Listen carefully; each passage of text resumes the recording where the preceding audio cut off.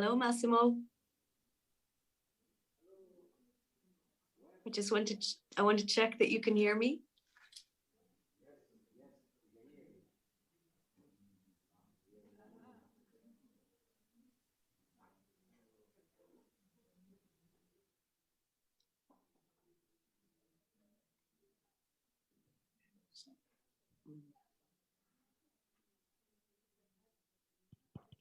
Yes, we can hear you. Wonderful. Welcome. Thank you. Loud and clear. That's great.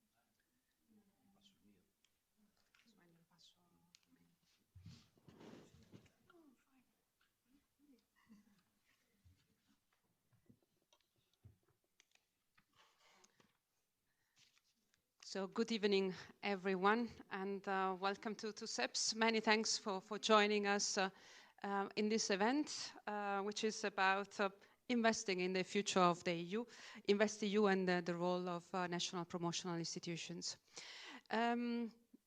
Maybe there will be some more people coming. We were expecting a much higher number of participants, but the weather conditions were not really on our side. But that's life. This event is recorded, so it will be available online, and hopefully other people will have the opportunity to listen to the excellent lineup of speakers that I have next to me. So before I hand over the floor to for a keynote to Elena Flores, let me just say a few words to introduce a bit the topic of today. And I think it's interesting to take a bit the bigger picture and also a step backward. And so if we think about investing in the EU and the whole debate about the investment gap in the EU, this has gone higher in the agenda in the last 3 years, let's say. I mean, of course, COVID pandemic, then the war in Ukraine, the energy crisis, now the changed macroeconomic environment with higher interest rates is basically amplifying the whole debate about the investment gap. On the other side, it should be recognized that the European Union has been offering a much larger supply of funds that can be used for investment. Next to the traditional structural and cohesion fund, we have the RRF, which is now the big guy in town, let's say. But that said, the old debate about the investment gap actually started before COVID. So it is a much an issue that was on the table already before. And I mean, the proof is that basically the Commission prepared the proposal for InvestEU in 2018. So it's 5 years ago. Then the guarantee, the EU guarantee, basically was the EU guarantee agreement was reached basically almost exactly 1 year ago. And this brings me really to the issue of today and discussing InvestEU. So the question is, where do we stand? Is InvestEU contributing to close the gap, this investment gap that the European Union is facing? What are the novelties of InvestEU? And one of the novelties, I have it sitting next to me, because basically, unlike EFSI, where the European Investment Bank was basically the main implementer now in InvestEU, National Promotional Institutions play an important role. So one question is to what extent also national promotional institutions are playing a role in implementing InvestEU.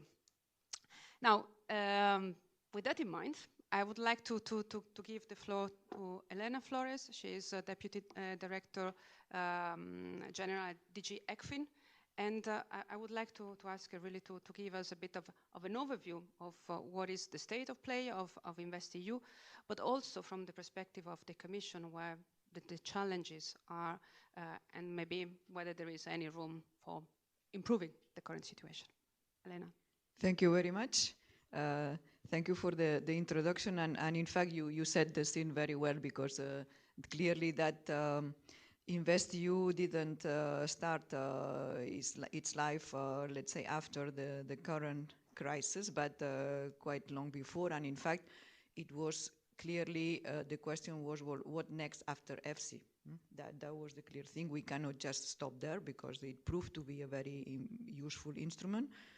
And then all the other things that you mentioned, and also because the investment gap or the investment needs were very clear. I mean, there are many calculations out there that one can see what is the issue at stake, but also because during the whole period of, let's say, fiscal constraints already before the COVID, there was a clear question about, because if you looked at the developments on the budgets of the countries, clearly investment went down very significantly, while what is needed is exactly the opposite. So there was a clear search of what kind of instruments can we develop.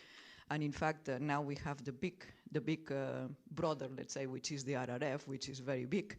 And again, the RRF, it's not such a new idea, because in a way we had in our boxes many versions of this RRF that were not couldn't see the life, because member states were not ready for this jump, for this big step. And then at the moment when we had the COVID crisis and etc., that was really the moment where this possibility could go through and approved by member states. So the two, I think it's interesting to see the two, the RRF and InvestEU, as two different instruments, but the two work together, or should work together when we look at the real economy. And in fact, the key characteristic of InvestEU is to be an instrument that the main objective is to mobilize private capital. So that's the clear difference between basically that instrument and other types of intervention of the EU budget. And in fact, InvestEU is very much aligned with the policy priorities of the EU. And just to name, let's say, the big one, which is the European Green Deal, with all the various instruments that have been developed since the proposal in I think it was 21 that the proposal was put forward. But one of the pieces to implement also this Green Deal is InvestEU, and now it has even been reinforced by the new initiative Repower EU, which is a response to the energy crisis that you referred to. And we are now in the process of preparing, 2 weeks ago or 3 weeks ago, we had the communication on the Green Deal for industry. We will have a new policy document on Net Zero Industry Act and Raw Materials Act that will be coming next week. All that goes in that direction of green transition, energy resilience, I would say, and new technologies that will be allowing this green transition. And in all that landscape, clearly InvestEU has a very important role to play, and is playing a very important role. Clearly, in terms of the design of the InvestEU, and I will come back to that, there is a strong component of green investment, and in all the interventions of InvestEU, there has to be a minimum of contribution to the green transition. So clearly, as I said, InvestEU aims at catalyzing private investment and private investment in these policy priority areas. And as you said, Cinzia, the difference is that in the previous instrument, EIB was the only player, EIB Group, while now we have the EIB Group plus other implementing partners, both international and national promotional banks. Two of them are here in the panel. And so that's one good, interesting innovation. Then also the areas, the policy areas or the policy priorities that are covered by the instrument are different, because in the FC we had kind of two windows. Here with the InvestEU, we have clear 4 priorities: so sustainable infrastructure, research, innovation and digitization, SMEs and small mid-caps, and social investment and skills. And in particular, this last one is really new in terms of policy priorities. And concretely, what InvestEU is supporting is financing finance instruments for investments in renewable energy, innovative green technologies, circular economy, etc., etc. In terms of amounts, InvestEU has a 26.2 billion guarantee from the EU budget, and with that the target is to mobilize 370 billion in terms of overall investment based on the guarantees provided by InvestEU. As I said, taking together the InvestEU and RRF Innovation Fund and some other instruments, this is a big package that the EU has put in place in order to mobilize capital, and in particular to focus on those investments that basically otherwise would not happen. So that's the whole thing about additionality and a clear focus on those investments that are going to make the difference, and really to help to take off the ground some of the things that are at the edge of the innovation and the type of activities that are maybe not yet ready for full scale, but they are absolutely essential to make a clear move towards this transformation in the green economy. So the major innovative futures, as I see in InvestEU, one I already said is the broader scope. So these 4 windows that I mentioned. The second one is boosting climate-related investments, and here it is important to note that in particular in the sustainable infrastructure window, 60% of the investments have to contribute to the EU climate objectives. So this is a requirement. And for the entire InvestEU, at least 1/3 of the investments have to go to climate mitigation and adaptation measures. And this is quite a big constraint in positive terms, because it is really a way to push investments in that direction.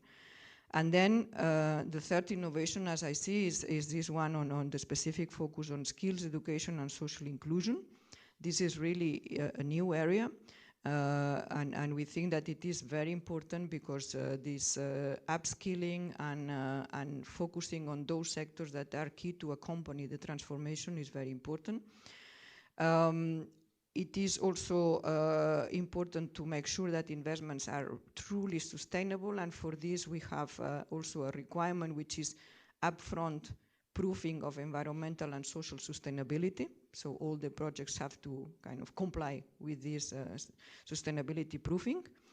And finally, as I said, I think that the important thing is this additionality and working together with the other instruments. And in fact, that's an area where we see also a novelty in the design, which is what we call a member states compartment, where member states can decide to have a national contribution working together with InvestEU, and for that they can also use RRF resources. So it's really a way to ensure complementarity. In terms of implementation, where we are, in short, we are in the second year, so the first year has been a lot of putting things in place. There is quite a, let's say, complex process in terms of the implementing partners have to go through what we call pillar assessment, so they have to be kind of approved in order to be implementing partners. Then we had to put in place all the governance and the instruments. Then the implementing partners applied, let's say, they came to the call expressed for interest. And all in all means that we are now really up and running. So we have guarantee agreements signed with the EIB group. That was the first, both EIB and EIF.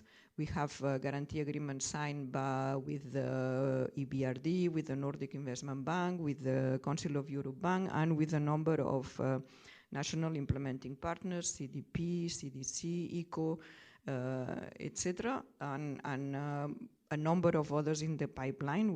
I can tell you more details in the discussion later if you are interested. But it's interesting to see that there are, those that apply to be implementing partners are not from all the member states, but it is a good variety of member states that are having implementing partners either with a guarantee agreement signed or in the pipeline, like from Poland, Portugal, I already mentioned France, Italy, Netherlands, Belgium. So there is quite a diverse setup of national implementing partners.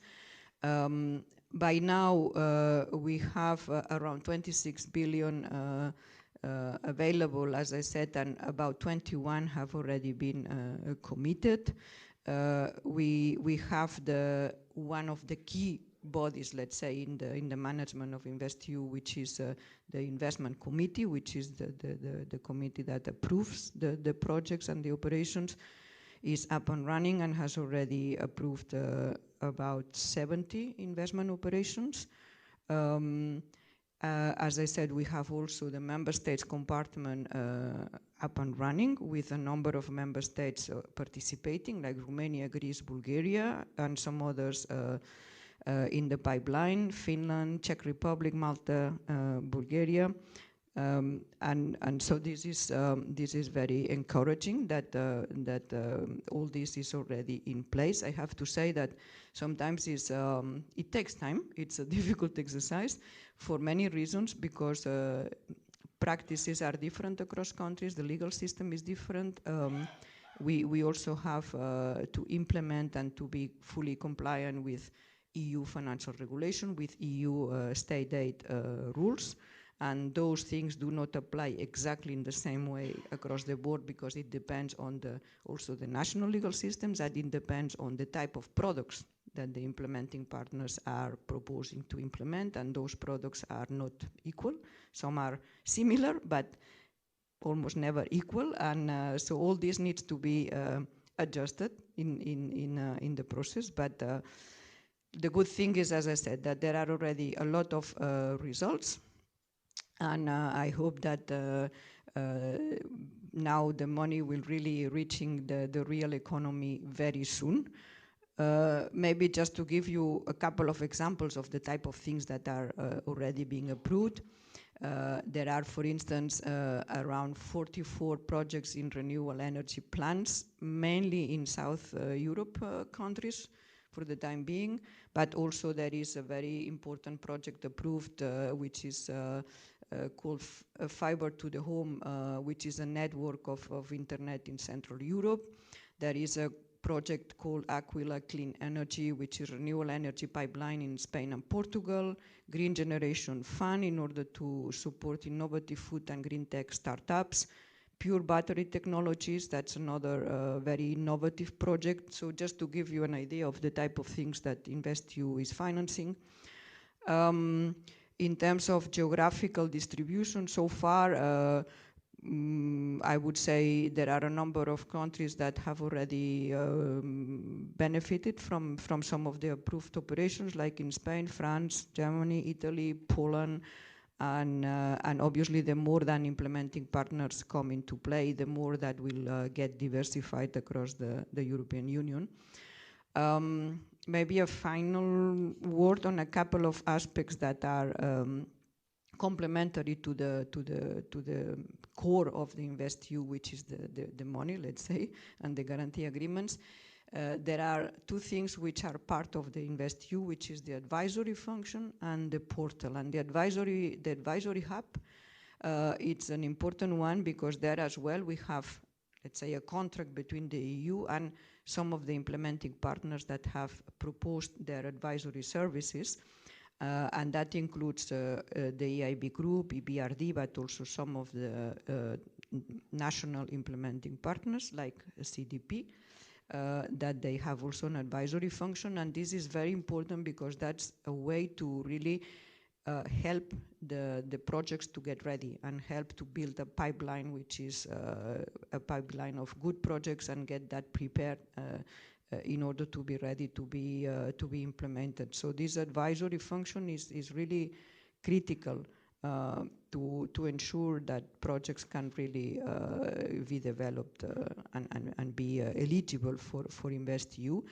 And what is important is that there is no like one-to-one, but we have an objective, which is to make at least 50% of all the advisory requests supported from the EU contribution go towards projects which have a clear eligibility and potential to be financed by InvestEU fund. So there is no one-one link, 100%, but we really want that this advisory function serves the purpose of using InvestEU. And then the portal is a place where kind of promoters and investors can meet, and so that's more of a sort of networking and helping to match proposals with investors. And indeed, there is already more than 1,500 projects that are currently promoted in the portal. And we have been, we have the information, maybe we don't have all the information, but at least 100 project promoters told us that they have found the investors through the portal already now, which is an interesting result. So that's in short. I mentioned the national promotional banks. One thing I would like to stress is that indeed the importance of this novelty is to have those banks that are closer to the local reality, that can have a much higher local knowledge, understanding of the national priorities, the market needs, the market failures, market players, and can really be a strong asset for shifting investments where they are most needed, in particular in some specific member states.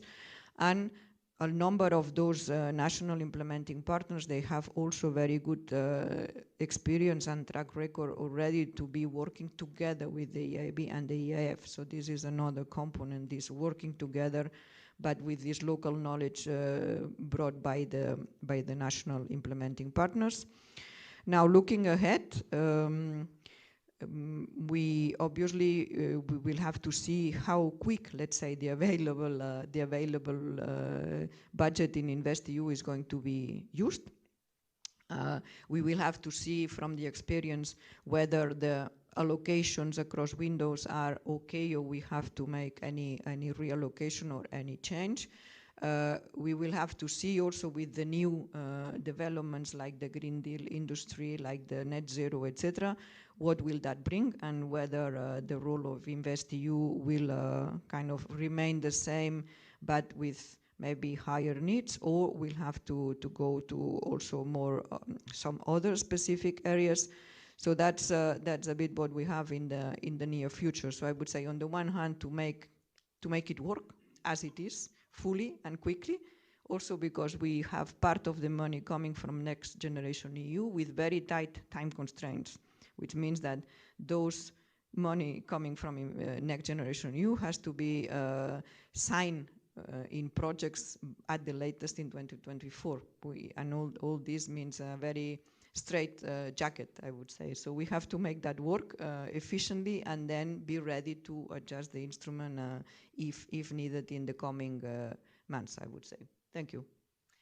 Thanks a lot, Elena, for this overview about the characteristics of InvestEU, but also where we stand, the state of play, and last but not least, this forward-looking perspective. I would like now to open to the panel. As it was announced earlier, we have 3 representatives from three national promotional institutions. We have June Butler connected online. Hello, June. She is the CEO at the Strategic Banking Corporation of Ireland. I have Massimo De Fabian next to me. He is the head of European Affairs at Cassa Depositi e Prestiti, CDP. And then, last but not least, Michel Kesselman, who is the general manager of PMV. Now, quite a lot has been said about the rationale for having national promotional banks involved in the implementation, so as an implementing actor in the InvestEU. Elena also pointed to the differences, if you want, the heterogeneity at national level when it comes to the products, to the legal environment, and also other characteristics. And I think another element of heterogeneity is actually that not all national promotional institutions functions in the same way and play the same role within InvestEU. So maybe in order to open to the panel, I would like to address the same question to the 3 panelists, and maybe just to give us a bit of an idea of how you as national promotional institution actually participate in InvestEU, and the way in which you manage to direct EU funds where there is most need. And I would like to start with June. June, the floor is yours. Great. Thank you, Cynthia. It's a pleasure to be here. Thank you for the invitation. Yeah, I would agree with so much of what Elena and yourself have already outlined. And maybe just to give a little bit of context from the Irish perspective, we are very new to the guarantee market. So the SPCI was set up in 2014, and guarantees were just introduced to the Irish market in 2017. But the timing was wonderful because we have used EU guarantees to support with challenges from Brexit. They were obviously used to a huge degree in terms of COVID, and now again with the Ukraine scheme. And while they were all crisis situations, I think they really helped highlight the benefit of EU supports to help national economies react to those crises. Just in terms of how we help direct local resources, Elena made the point there about being a trusted partner for both the EIB, the EIF, and the EU institutions. And that also applies in the Irish market in terms of our relationships with our on-lenders. So we're an intermediated model. We don't do any direct lending. It's all through partners. So we've built trust with them, built their understanding of EU supports and guarantees. And then the same with our government departments here. So they all of that trust and those relationships help us react quickly where there are supports needed for specific areas. The other advantage and benefit that the MPBIs bring, particularly in the Irish market, is we are very close to the market. So we understand where the gaps are, we understand where the targeted supports are needed, and we can work with all our partners to deliver those supports specifically for SMEs where they need them most. So I'll stop there, Cynthia. Thanks a lot, June, for this overview, actually, of the Irish case. I would like now to move to Massimo. Thanks a lot, Cynthia. In our case as a CDP, I would say InvestEU is a great success, is a success story, because we have accomplished all the steps. We have done our first step as a policy check to be agreed as an institution that has the capabilities to deal directly with the European Commission. And I underline this point because this is an historical change in the management of the EU funds at European level. For the first time, after many years, the funds that are managed by us and the others all around Europe are managed directly by an institution on national level. Before, it was always intermediated by other bodies, and in particular by international financial institutions. So for us is a success story, because if we look back just to last year, Elena said that the program has just started, and 22 has been the year when we had the startup for, let's say, negotiating and finalizing the first agreements, first with the EIB group and then with the other implementing partners. We have signed already in the summer last year a first agreement that was a contribution agreement for the advisory. And the advisory for us is a crucial contribution because in Italy we have a lack of sound projects. And if we don't go on the local authorities, on the private investors to detect where we can do the investments and we prepare on time these investments, there is no chance to use the money that we are receiving from Europe. And with the first agreement that was dedicated to the advisory, we started these activities, and then we went through a second agreement in October that has been signed for another specific set of operations dedicated to the Italian venture capital. It's another case where we need long-term capital, we need patient capitals, and InvestEU has given us the opportunity to use a guarantee for new operations in venture capital for 260 million euro, a very important contribution that will give a continuous speed to a market that is growing, and is growing particularly in the last years in Italy. Something completely new, if we look back in the last 10 years, the venture capital in Italy was always less performing than in comparison to Germany, in comparison to France. And now we have to support these investments, so again, InvestEU is a chance to use this capital in the right way.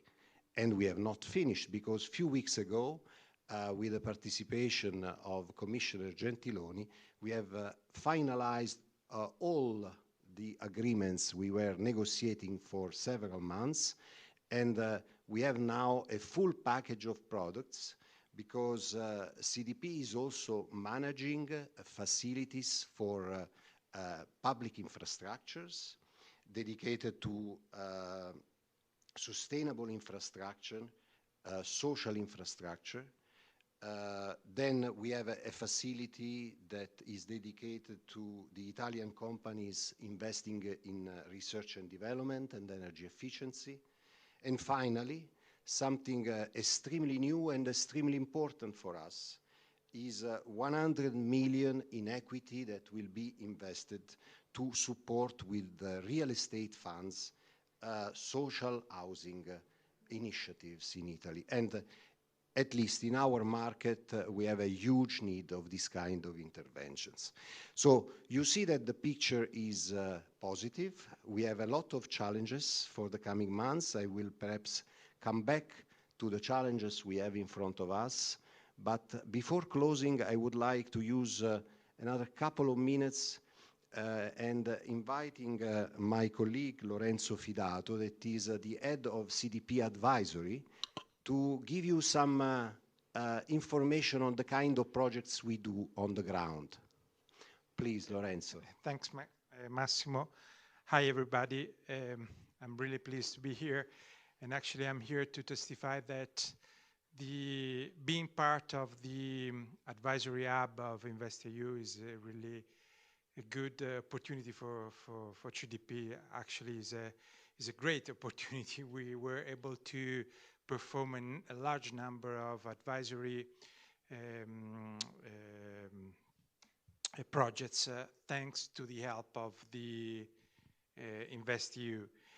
I'm leading the advisory team of Cassa Depositi e Prestiti, and we assist mainly public administration in the development of strategic projects in Italy, both at central and local level. But it's on local level that we put our effort, because you can imagine that there is basically a lack of knowledge, of capability to perform new public investments, especially in the small cities, in the small local authorities. We apply the best available practice to develop projects in each sector we operate, and we develop projects with a blended finance approach. I mean, all our advisory is performed with the light of facilitating the financing of the projects we advise, and especially through, if it's possible, the instruments given by InvestEU. During 2022, last year, under the InvestEU program, CDP was able to assist 42 public entities, mainly town councils, regions, local and port authorities, on 87 projects, so a large number of projects. 10% of them were advised with the view of implementing a public-private partnership scheme. The rest of them were mainly project advisory that are going to be financed through traditional procurement scheme. In terms of sector covered by the advisory activity, the school sector resulted by far the largest sector where we did advisory. It counts for at least 50% of our projects. And the reason being is that in Italy, there is a need of renovation of the school buildings from many points of view, not only from an energy point of view, energy efficiency point of view, but also to update and upgrade the buildings to fire and seismic new rules, but also to develop a new way of teaching and learning in these schools. So let me bring the example of an assignment, an advisory assignment that we are actually carrying on in a town called Vipiteno in the north of Italy, where we are assisting the town council to design in a proper way a new building for 500 students coming from all the city around the main city of Vipiteno.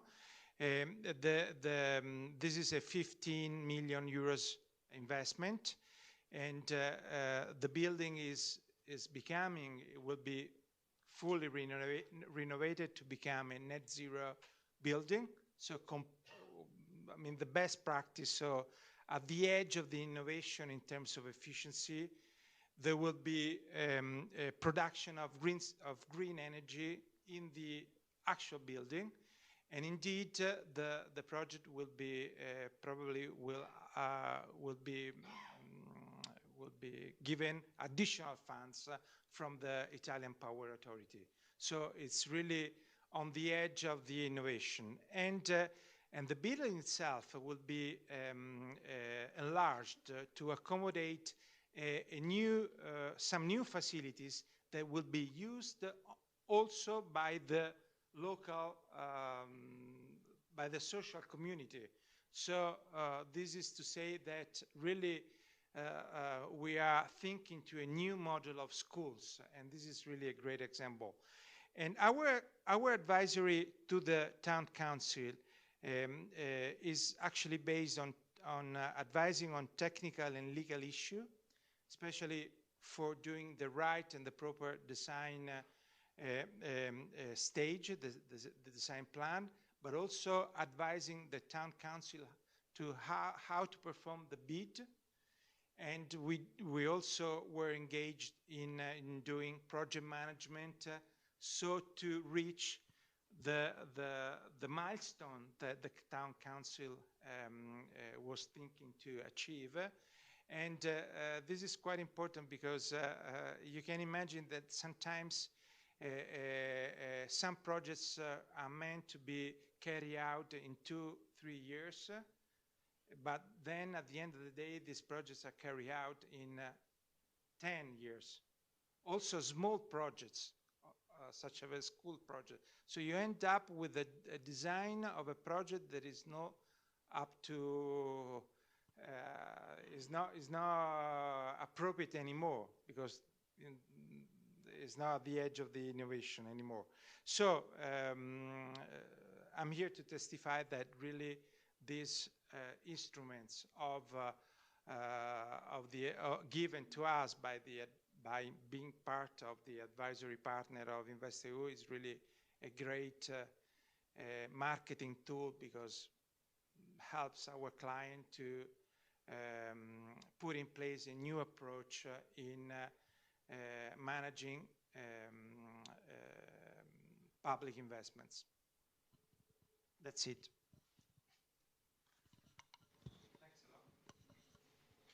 Thanks a lot, Lorenzo.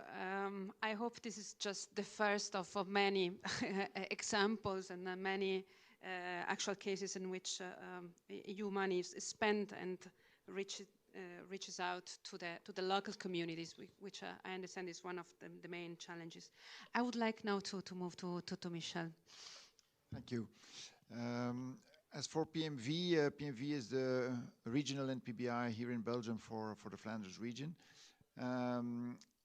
I think I would, like June was saying, I think one of the advantages or differentiators for an NPBI such as ourselves is that we are indeed very close to the market.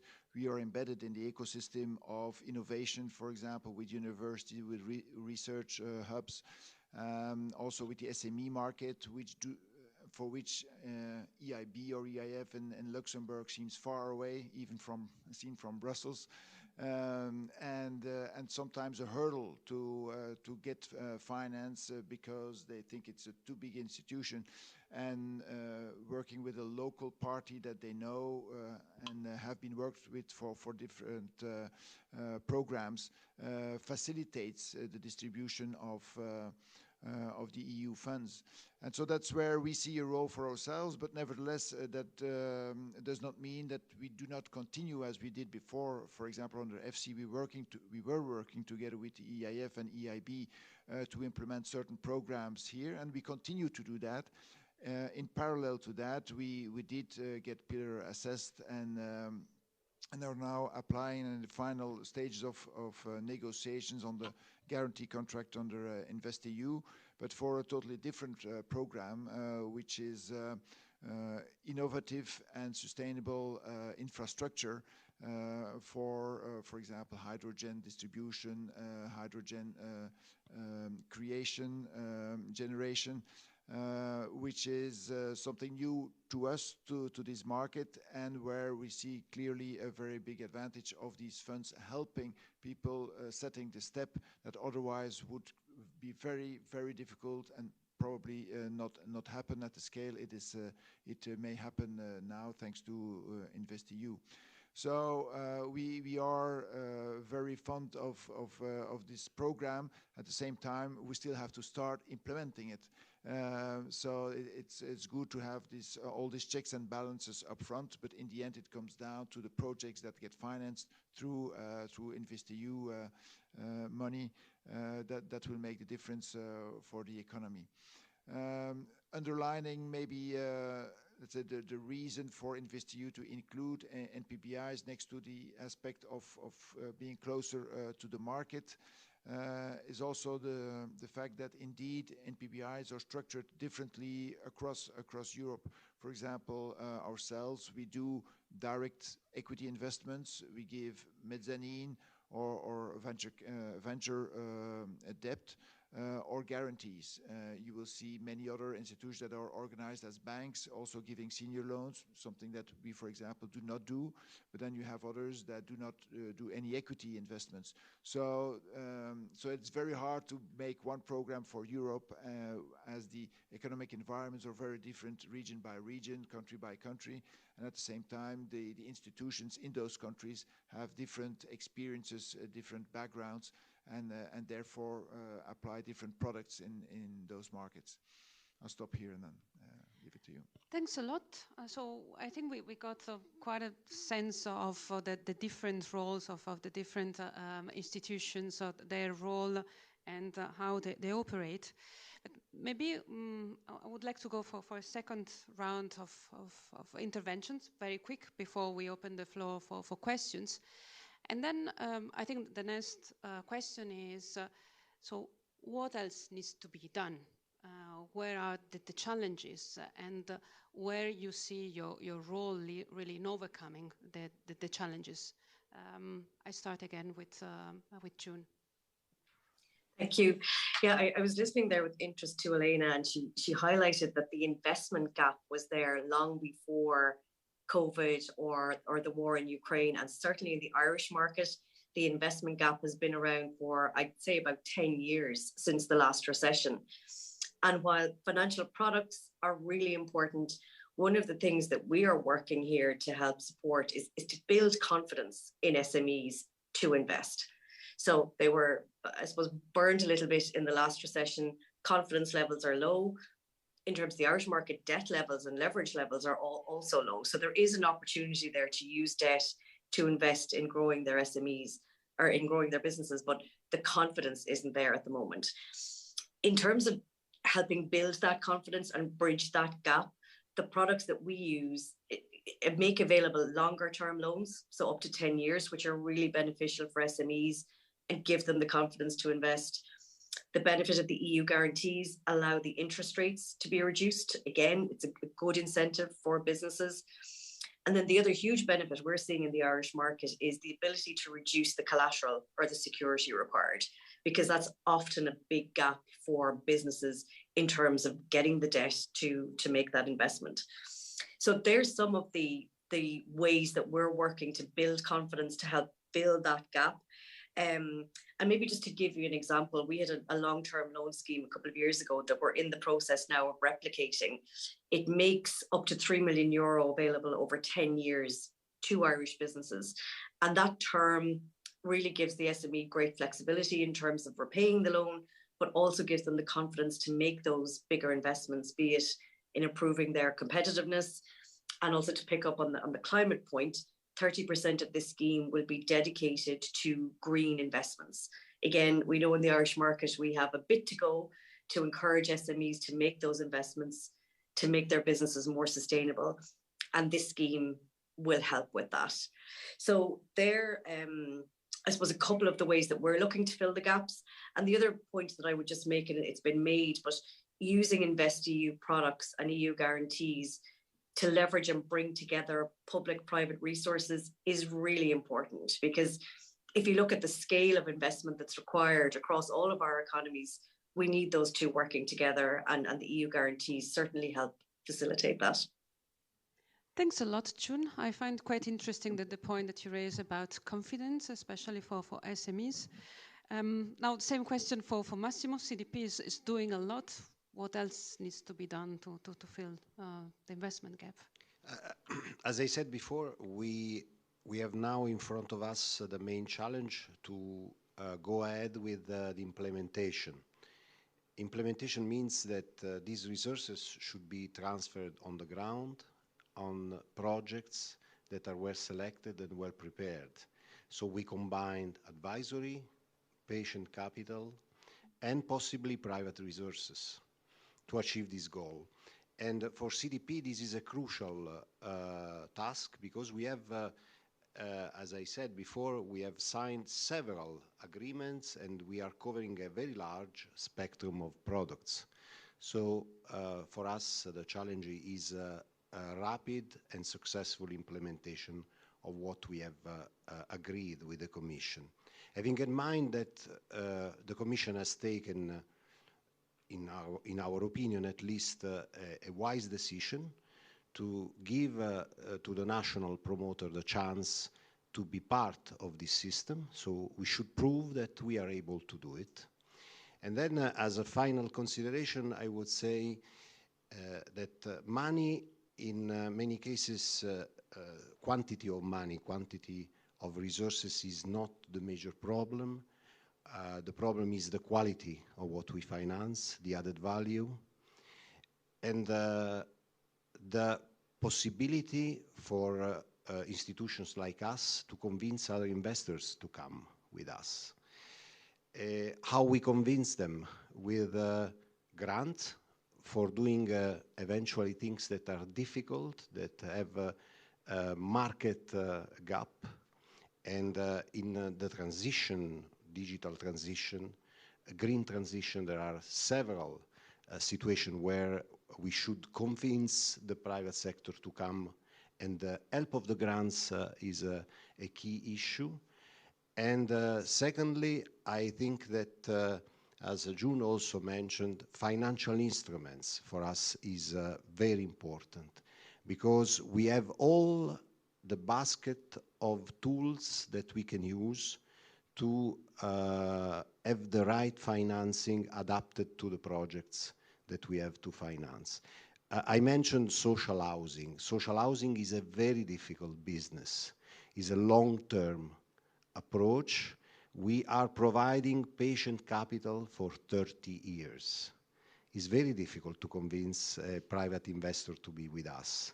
So our projects should be sound, well prepared, and I think that the solution to have a part of grant in this scheme is the right approach. Thanks. Thanks, Massimo. Michel? Well, looking at this program, and it has been said before, this was launched or was decided to launch before COVID, before all the crises that succeeded each other. I think one of the challenges for all implementing partners, being NPBIs or EIB, but together with the Commission who designs the program, is that we are living in an environment where agility has become more important than strategy for many companies. And so the potential to react to new situations and to have a flexible set of instruments available to do what is needed in specific regions, in specific situations, is very important. And there, I mean, the region that we are looking at, Flanders, but actually by extension, if you look at many other countries, are really countries where SMEs are the main player of the economy. There are so many challenges on innovation, on new positioning for those companies, that all the burden that comes on top of it is actually hindering the development of economy. And there, for example, the financial regulation that is being discussed right now is a worry to those SMEs, and also for ourselves as intermediaries to those parties, that, let's say, the implementation of the financial product that we are talking about is not hindered too much by all the burden that comes with it. And so it is an important point of attention for ourselves and for all of the parties working together here to get positive impact on the economy and the development of a strong economy in Europe, that actually whatever we put together to help it reaches the point that it can be used. So I think that's in general a point that is a point of attention, that we all work together. But at the same time, innovation brings us new situations, brings us new requirements in terms of financial products.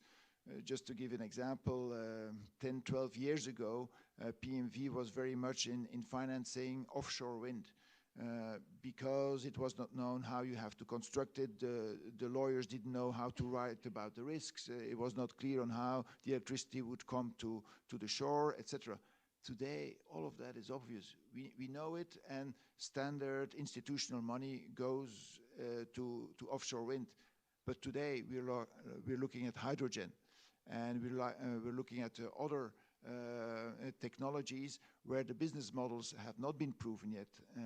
And so I think the NPBIs, together with the Commission, we have to design the products that we continue to be on the frontier end of what is being done in terms of new technologies and new business models, and pave the way for more risk-averse money to come in and take over once the scene has been set and it's clear how to be done. And so we continuously work on that and look how we can help, and that's where the additionality comes really to life. Thank you.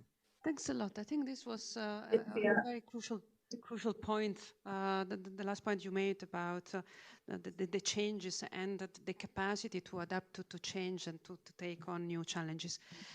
Elena, would you like to if I may just to jump in there for a second, I completely agree with the point that Michelle was making there in terms of all of us being careful to manage the implementation burden. So, you know, the pressures that are already on SMEs. And for us, as an intermediated model, we have to be very conscious of the implementation burden that we're putting on our on-lending partners. So it's a really important point that he makes, and one that we would, you know, recognize the challenge of as well. And I think it's one that we all need to be careful about. Elena, if you would like to react briefly to these challenges, especially which have been highlighted by the NPIs. Yeah, Indeed, I noted a number of kind of keywords, and it is very clear that on one is this confidence that I would put together with what you said, Michelle, about using those instruments to go to investments where we don't know, and where there is still a lot of uncertainty, that there is the need to try.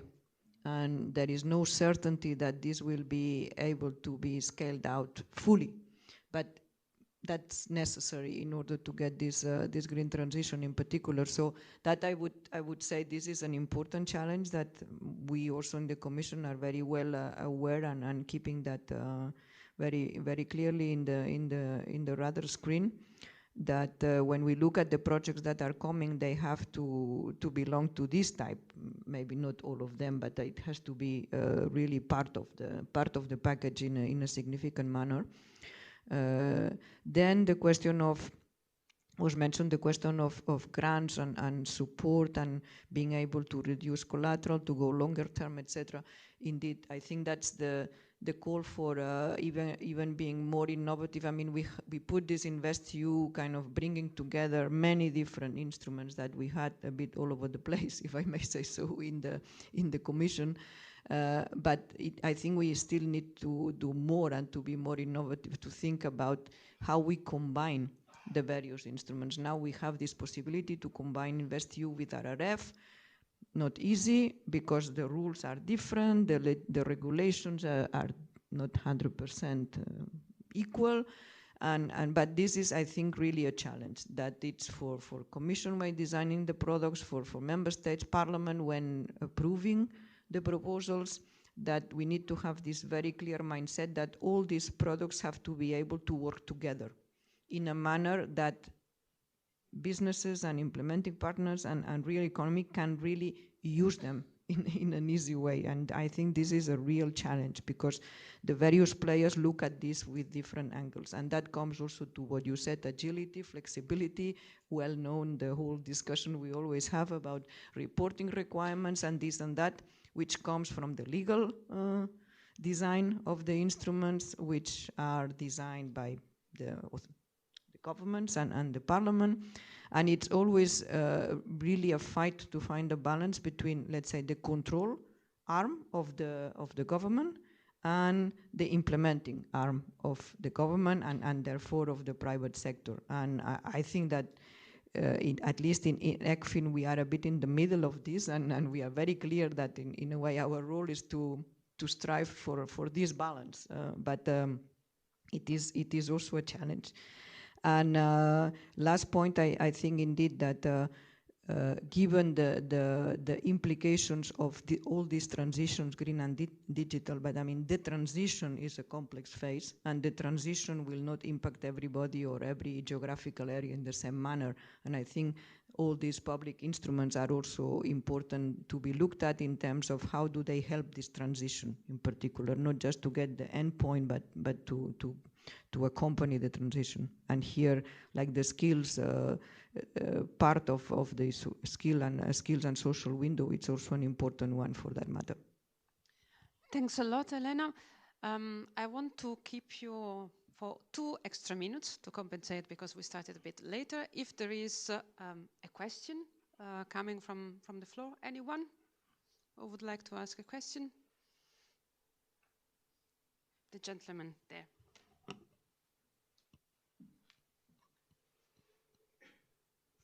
Thank you very much. A question to the 3 representatives of national promotional banks and institutions. We heard that InvestEU was designed in 2018 under a slightly different situation and as you said, with strong link to the European Green Deal. What are your expectations with regard to the midterm review to adapt or to adjust the possibilities of InvestEU for the current needs or the needs of the, let's say, next until the end of the current MFF? Thank you. Thank you very much. Who would like to take the question? Anyone who would like to dare?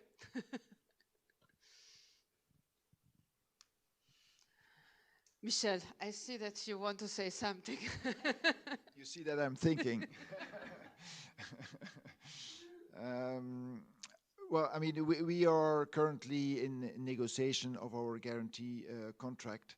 And there, for example, the reason why we haven't signed yet is a reason for rules on the interpretation of pari passu investments with private investors.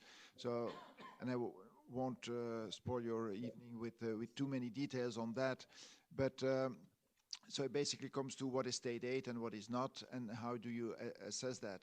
And I would think that, I mean, just taking a step back in terms of a process, we have all been pillar assessed on how we work, how we have been working, what our processes are, and I found it a bit surprising. I mean, this is the first time we go in such a program, so it's a learning exercise for everybody. But I would have thought that the pillar assessment would have made sure that what we do is in respecting all conventions and rules on, for example, state aid, and this is not a point that would, I mean, be negotiated in the contract in the end. And so that's where we learn the process, but I would be asking for some flexibility, that there is no, let's say that the legal structures on state aid and what can and cannot be done are clear. I mean, they exist for long, and if legal, let's say, restrictions change, then we know them and everybody has to apply them. This, to me, should not be a contractual element. Just as a thought that from the experience, that maybe a suggestion, and I don't know how it should change after this mid-term review, but just a thought that I put on the table. Perhaps, if I may, I will not enter into technical details of the negotiation, but I fully share this example that Michel has just given as an example of difficulties to find solutions to problems that are related to specific markets. And sometimes we don't find the answer in the regulation, because the regulation try to be very precise, but in the reality is creating troubles for the operators on the ground. But trying to reply in a more general way to the question we have received. We are operating as a partner, and I said that we are delighted to be partner of the European Commission in these challenging activities. And the midterm review is our next step when partner will meet and will put on the table achievements and possible problems to be solved. And we are waiting for this appointment that will be probably fixed by the end of this year. We hope that we will be able to show results, and at this precise moment, showing our results and our achievements, we will certainly list some points that needs to be discussed and possibly solved to be more successful together in the future. Thanks. June, would you like to add? Yeah, just briefly, I mean, the theme of simplification came up, and I think as part of the midterm review, it would be good to look at some opportunities to simplify. But the other point I would make is the policy envelopes that are there now under InvestEU, I think are very aligned to policy initiatives at a national level here and in other EU countries. By the midterm, that might have changed. And I think it would be good to see what agility or flexibility is there to support different policy initiatives or broader ones. So for us, the capacity under each of the policy windows is small-ish, and where we would have had broader schemes with more capacity previously, which does give a little bit of flexibility to address a number of different areas. That's a little bit narrower now under InvestEU. So it may be worthwhile reviewing those policy windows and make sure that they're still aligned to national priorities. Elena? I noted all the requests for the midterm review. No, but I think it will be really important to see what we have been able to do together at the time of the midterm review. And I think in terms of whether we are going to be able to simplify or to have an easier way forward, it will depend very much on what we can prove.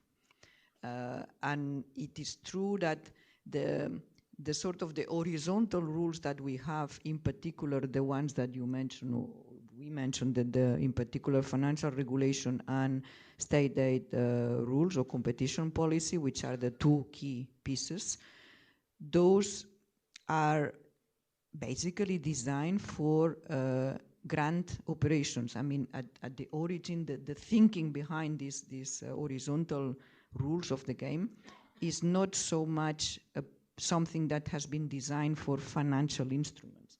So I think now it's the first time really that with these guarantee agreements that we are negotiating under InvestEU, we are testing this horizontal system for a type of product that it was not, I think, at the origin thought to be applied. And I see the difficulties of kind of translating those rules into financial products that are, again, different across the board. But so clearly that's one challenge. And in terms of policy priorities, indeed, if the situation evolves and if there are different or broader or whatever policy priorities that the EU has been taking so far, obviously that will enter. But we will also look at the experience. It might well be that we have seen that for one or two of these four windows there is a bigger demand, but the conclusion doesn't mean necessarily that we have to put more emphasis on that one, because maybe we still need to keep the one where demand is lower, but we have to change the approach in order to make sure that we have the projects ready for that particular policy area. But clearly that will be reviewed. Thanks a lot to everyone. I think we reached the end of the meeting, but I would like to remind you that there is a small cocktail with some food and some drinks, so we can continue the conversation in a more pleasant environment. And for this, I would like to thank CDP, who is kindly offering support in the organization of this meeting.